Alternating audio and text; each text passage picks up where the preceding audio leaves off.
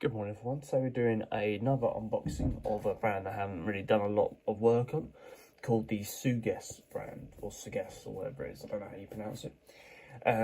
It's another Chinese brand from Shenzhen, the city of Shenzhen, and it's called the 1963. So let's have a little look at the watch box. The watch box is a bit more of a cheaper style take, but I think it's meant to be a deployment style box. But it reminds me a bit of a Luminox box as well, with that deployment style finish on it. 4 simple snap down holders just to hold on to the lid of the watch.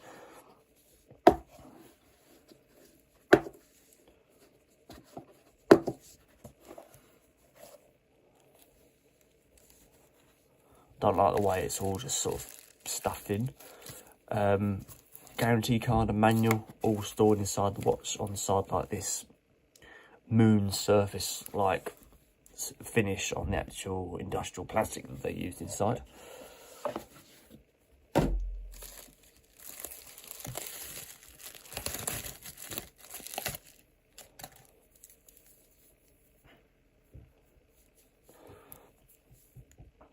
So here we go guys, this is the London Craftwork Sugess 1963 40mm with a 13mm case thickness, and retails around about £199, using an automatic movement with a calibre of the Seagull ST1901 automatic with 29 joules and a 45-hour power reserve.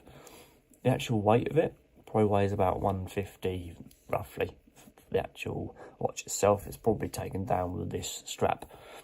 So let's have a look at the face. So the face, the dial is called an avocado dial, the actual green part of it, and then you've obviously got these squarish, they're rounded square chronograph. Second hand, the chronograph is that Milgauss inspired Rolex second hand there, and a 30-minute counter on it. It might be 60 minutes actually, I'm not sure. You have to test that out. Fully luminous orange hands as well. And yes, there's obviously a lot of detail. It's a very, very busy watch, and you can see that it is a traditional take, and a full tachymeter inside the actual watch as well. And sort of a Tiffany sort of blue, I suppose, sky blue finish.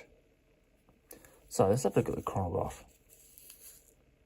Chronograph buttons are tinted blue, and with a polished effect.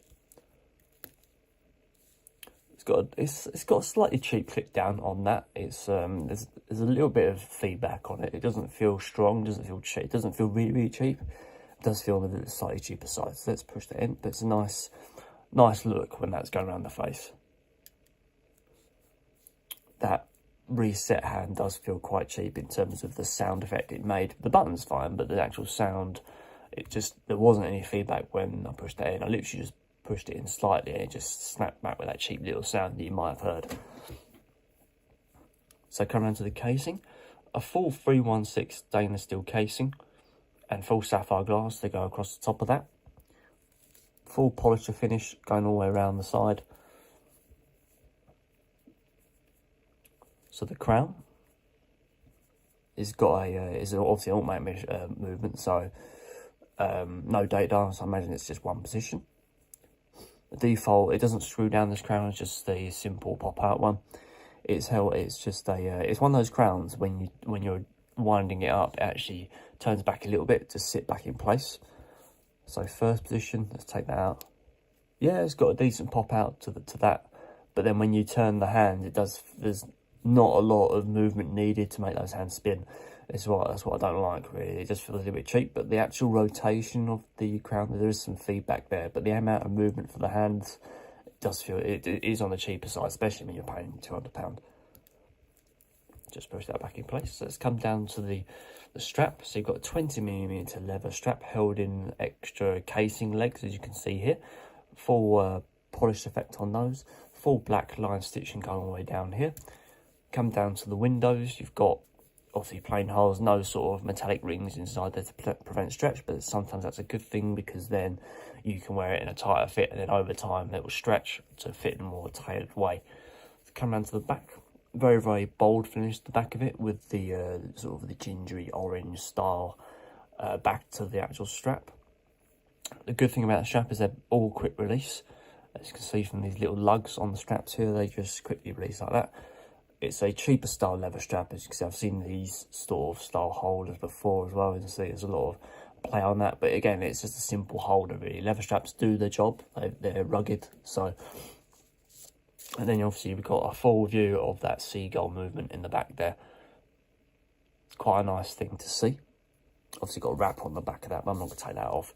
Got the full markings as well going all the way around the side there.